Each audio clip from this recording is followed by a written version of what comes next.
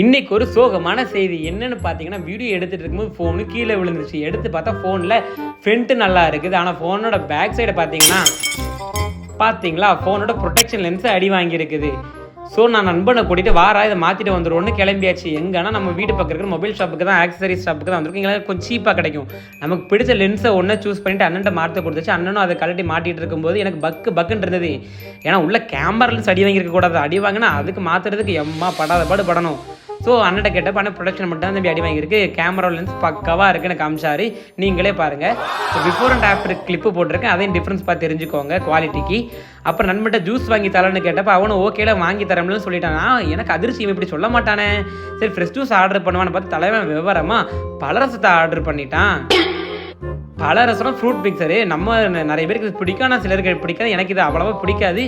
சரி அவன் ஆர்டர் பண்ணிட்டானே, குடிச்சு பார்ப்பேன். எனக்கு குடிச்சா உண்மையிலே நல்லா இருந்தது எதிர்பார்த்ததோட.